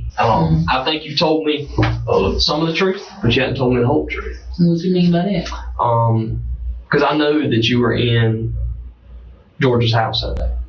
No. And the reason I know that is because your husband told me you were, as well as Miss Georgia, because she lived, right? I don't know. I don't know she's alive. Situation. I don't know. She's alive, and she talked to me for a long time. The detective is bluffing when he says he has spoken with Georgia. He is correct that she was still alive, but she would remain unconscious for 8 more days while she recovered from her injuries. I know you were in the house, and your shirt and your clothes are currently at my crime lab, and they're going to test the blood that's on it. And I'm 99.9% sure it's probably going to come back as Georgia's, which is going to put you in that house. And that's something that I'm willing to look past if you're willing to tell me the truth, man. Lenard was in the house. And you. Where Lenoris went to the Dollar General in Bainbridge at 8:58 a.m. and purchased a roll of duct tape and a paring knife. That receipt was in your purse. I don't know how it get in there. You must put it in there. But that's your purse. That's my purse. I don't know how it get in there. But you didn't touch it. So the last time you saw it was in the vehicle, and you were in the vehicle. Well, he must put it in there, and that's the go-ahead truth. I know that Lenoris was the aggressor in all this. There's no doubt in my mind in it, because I've got him on video buying a knife and duct tape. I've got him on video going to the Shell station buying 60 cents worth of gasoline. I know that he is heavily involved in all this. But one thing we got to get past, and you tell me the truth on, that I know is the truth, is the fact that you were in that house. Let me tell you this. I would rather you not say anything at all than you tell me something that is not the truth. You do. This is your time to be a witness. It could be Louisiana. And to tell what really happened and what you really saw. Or you can stick to this lie that I can disprove, and then you're going to be a co-defendant right beside Lenoris. You were in that house, Kim. He did it. He did it to that woman. I know he did. But I also know that you were in that house, right? Yes? He did it. Yeah, but you were in the house, weren't you? Kim? He did it. I know Lenoris did it. And you saw it, didn't you? You're nodding your head yes. Is that a yes? Can you promise me that I'm going to be okay? Kim, nobody's going to hurt you. You're nodding your head yes. That he stabbed her? That Lenoris stabbed Georgia? I need you to say yes or no. Yes, sir. Okay. The detective believes that it was Kim who stabbed Georgia and not her husband, but that doesn't matter because his goal was to get Kim to admit she was in the home. Open up your right hand.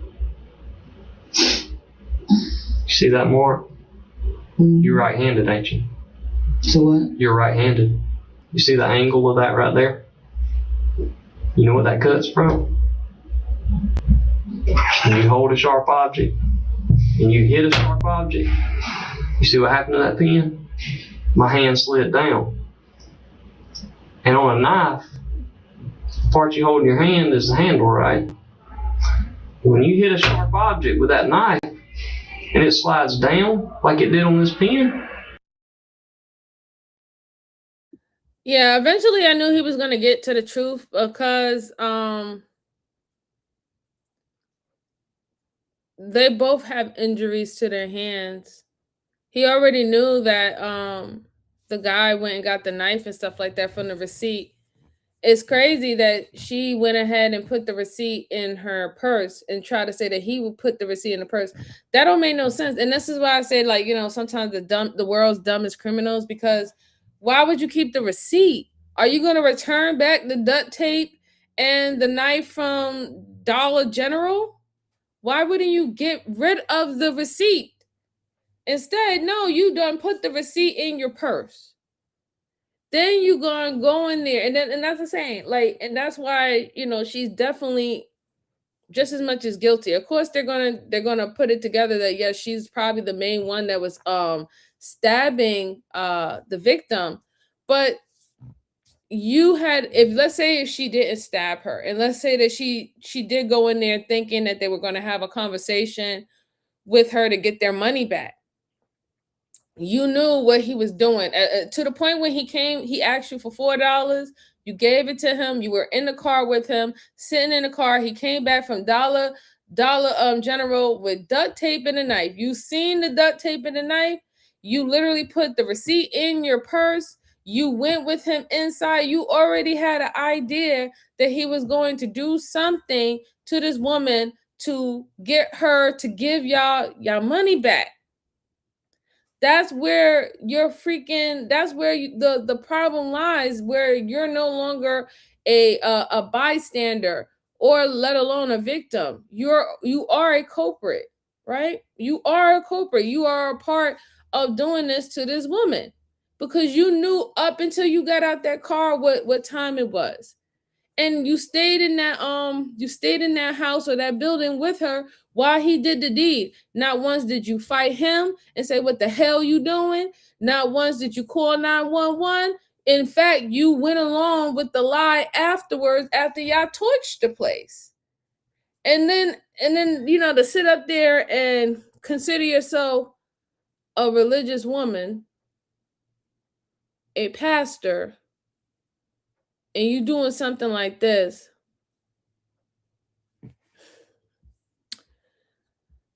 Oh man, I would just say, just be careful where you go get your religious teachings and followings from, because not everyone is supposed to be able to spread the word of the good book. I'm just saying.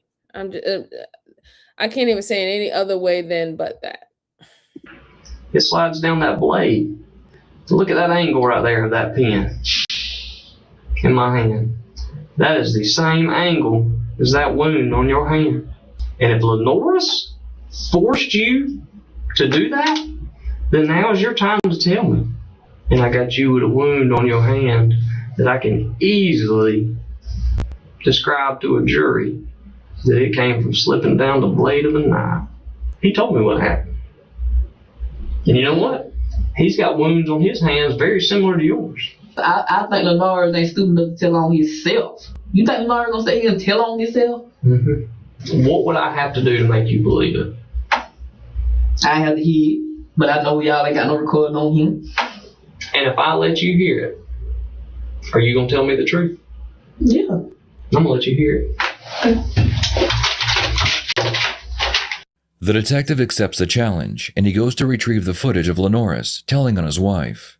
Lenoris didn't believe it when I told him that you said you were asleep in the car. You two have probably the strongest devotion to one another than anyone I've ever seen. What you mean by that?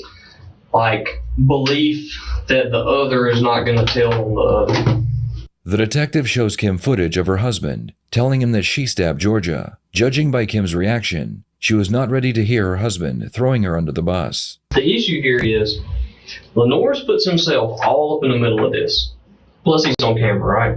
Buying a knife, duct tape, 60-cent worth of gasoline. Well, she's stabbed and her house is burnt down, so hell, it doesn't take anybody to really put that together to realize that he purchased items that were used in her assault, okay? Lenore's makes statements against his own penal interest, meaning he admits to being there. He admits to stabbing her.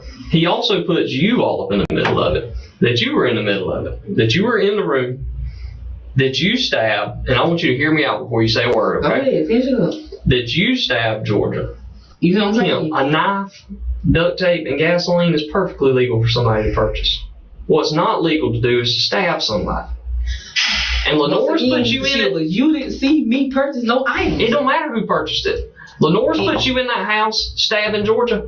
Georgia says that you were in there stabbing her. So you know what that is? That's corroborating statements that go against you. So I'm here so that you can tell me the truth and tell me what really happened. And if Lenore's made you participate into something, then now's your chance to tell me. So Kim, you still not gonna tell me the truth? We'll say Miss Georgia sides with whoever gives her the most money. There you go. So she all about the money. There you go. Which is messed up because she should be using her gift to help people. And that's what, let me write your word down. That's your, I'm gonna write it big for you. What is that? That's your motive. When anger hurts you, anger. Like A-N-G-E-R. Anger, okay. A-N-G-E-R. A-N-G-E-R. Yeah. Okay.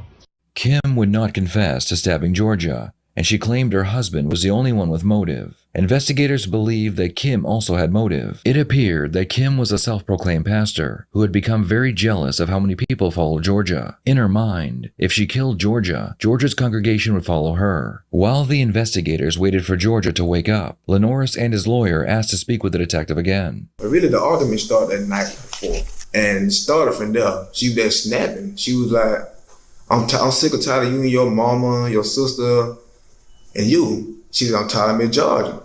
So she went in the kitchen and she asked what a knife was. So I had hit the knife on top of the counter, all the knife on top of the counter. And I told her I didn't know. She said, you got 5 seconds to find a knife. So I got off a stool and got on top of the cabinet. She's very dangerous. And I'm not saying it because I'm right here. I really like scared of my wife. And I had to, put the knife on top of the cabinet. And she came back in, she started fussing again. She tired of me, Georgia. She tired of me, Georgia. I said, I don't have nothing to do with that. That morning, Kimberly gave me $5 and she told me to go get it. Go get the knife and the duct tape. I was scared. And when I went and got it, I gave it to her. And she told me to go in the car. Which she drove out there. I got on the passenger side. To where? To Miss Georgia house. So I'm going to ask you this question because this has been a question of mine throughout this whole case. Okay. Why did you go buy a knife when you had a house full of knives? She told me to. Okay. I was scared because like I told I understand she told you to. I'm just asking really and truthfully, I'm asking out of curiosity because I think Mike and I have had this discussion of why you bought a knife when you already had some. How did y'all get in? No, we not on the front door. And we sat down like right here, like 2 chairs right here, and she like be right there. All right, so go ahead. So she's talking to Kim, and they're kind of going back and forth. And Kimberly started stabbing. Kimberly get mad, or did it escalate? Yeah, or she just snapped. Like she just started stabbing. And what were you doing? I was just looking. Then that's how I got stabbed right here. How's that? Cause I was trying to stop her. I put my hand right here, and I got stabbed right here and right here. She's stabbing her. How many times did she stab her? I don't know. A lot, a little, like 2 times. All right. So what made Kim stop stabbing Georgia? I don't know. Okay. So after she stopped, what did y'all do? I ran and got help. Well, how did the house get set on fire? Set it on fire. Who did? I didn't mean to try. Kimberly really just forced me to do a lot of things. I understand. But you set the house on fire? How did you go about doing that? Talk me through that. The gas. And when I went and got help after that. I understand, and we're going to get to that, Lenores. And I know this is a tough part to go through because this is the part where you played the biggest role in it, and I know that's hard to talk about. You're not sure what knife she used. Did you have a knife? No, sir. Did you stab Miss Georgia? No, sir. All right. Where did the gas? Did you have the gas on you, or was it on Kim? Or tell me how. Did you carry the gas inside the house? I had no Yes, sir. Yes, sir, I did. If I'm being honest. No, and that's what we're here for, Illinois. Kimberly stopped stabbing her, and you got the gas. So you pull out the gas. Where did you pour the gas? On the floor, I think. Did y'all use the duct tape? Not me. Did Kimberly? What did she do with the duct tape? I guess she was trying to duct tape and Jordan. How did she do it? But it was like when you put it like this, I mean she got it right on her foot, but she didn't really duct tape her. She put a little bit on her foot, put a little bit of duct tape on Georgia's foot. Yeah. Did you hit Miss Georgia with anything? Not that I can't remember. Okay. Did you hit her with your hands? No. Did you hit her with like a vase or I call it a vase. I call everything a vase, like a cookie jar or some kind of decorative object? Can't remember. I'm trying to remember. I don't want to tell no lie. No, I'm trying to be honest, guy. I want to be honest about everything. If Miss Georgia said that you hit her, would that be the truth? She the victim, but I can't remember. Okay. Let's back up. You don't remember if you hit Miss Georgia. Can't remember. Kimberly duct taped her feet, but not very well. Kimberly did the stabbing. You didn't stab. You had a knife with you. Yes, sir. Was Miss Georgia moving when y'all left the house? Was she alive? I went back in the house where she was. You did? I promise you. Okay. Did Kim cut her hand when she was stabbing Miss Georgia? I didn't know her hand was cut. It wasn't near as bad as yours. You had blood all over you. I didn't know she was cut. I got you. If you and Kimberly were together right now, would you be scared of her? Yes. Would you continue y'all's marriage? Did she put witchcraft on you? Yes, sir, she did. Because she told me, she said that she knew, she said she seen my underwear, and the next time she told me she didn't see him. And I told her, I said, well, you told me you seen my underwear. And she called my auntie and told my auntie, she said that if she see anybody in the woods, don't get scared with her digging up my underwear.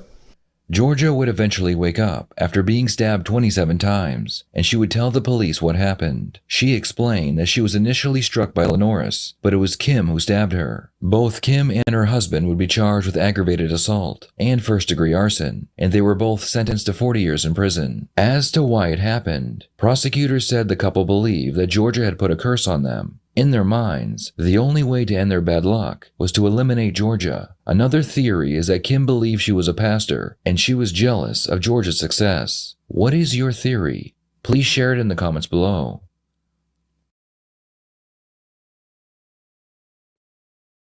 Woo! So thank goodness this one we had somewhat of a happy ending because the lady did not die. The lady got stabbed multiple times and she made it through. So you know what that tells me? It wasn't her time to go. Okay? It wasn't her time to go. And it's a shame on that couple, really. It's a shame on that couple. I truly do believe it was the other analogy. I think that she was jealous of Georgia because she was a well-known root worker, and this pastor / root worker wanted to start to get her following and her clientele. And you can't do that if you're in a small town and everybody goes to that particular type of individual because they know they're known for what they do. And I think that she probably even concocted the whole plan of saying that no, this Georgia, she put a curse on us and everything like that. And his dumbass believed it because if his own wife is saying that she's a root worker, he's going to believe that she knows what she's talking about. So he kind of went along with everything.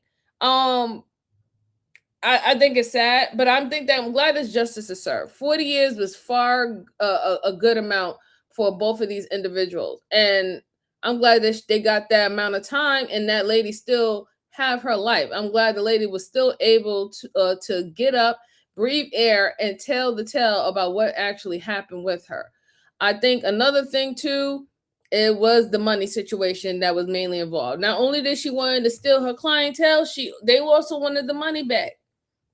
They also wanted the money back too. And I think that those were really the main motives in regards to that. Like she even wrote on the paper anger. So, it's not anger. It's not only just anger. You had jealousy. You had jealousy. You know what I'm saying? You had rage. That's what you had towards that woman. That's what you had towards that woman. But like I said, I'm glad we actually had a good ending. Someone did not lose their life. She was able to tell her own tale.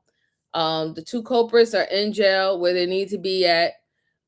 I mean, they pretty much ratted on each other anyway, right? And that's about it, really, everyone. All right, so guys, those were the 3 cases that I had for today. I just want to apologize for my stream earlier. I don't know what was happening. I got to make it my business to reset my computer entirely before I actually do come on in the situation, because then we'll have that type of situation occur. And I don't want that to happen, because I do know that I have more of my following is on the portrait than the landscape, because I actually started this doing landscape. So I don't want to lose that support, but I do appreciate the ones who do pop on and over to the not landscape, yeah, portrait, and pop on to the landscape. I appreciate that. So I'm not gonna take any more of your time this good, beautiful Saturday. I hope y'all have a great Saturday. Again, before you head out, hit the like button or hit the down button. It doesn't matter. It still helps the channel. Share this out to anyone who is interested in this type of commentary.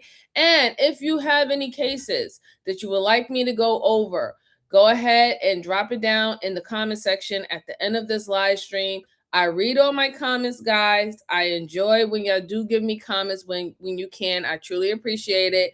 I do want to know if you leave me spam comments, if you leave me comments with vulgar, derogatory, discriminating, racist, or whatever that slurs, then no, I'm not going to see your comments, because I have that mode on where those comments and those type of words are not going to pop out. But outside of that, go ahead and leave those cases down there. I will put it in my trusty book, and that will be one of the cases that we will eventually go over on this channel. And I will be back tomorrow. Yes. I'm going to come back tomorrow, because I know I've been away for 2 weeks. It's not my fault, guys. Y'all see what's going on in the world, and we have to get ready. We got to get prepared. We got to get ready, right? So I got to do what I got to do, right? A lot of work. But yeah, I will be back tomorrow with 3 more cases for you guys. So again, thank you so much. I truly appreciate you guys being here, and I will see you tomorrow. Just look out for the notification or hit the bell so you can get the notification, please. All right. I'll talk to you later, everyone. Take care. Bye-bye.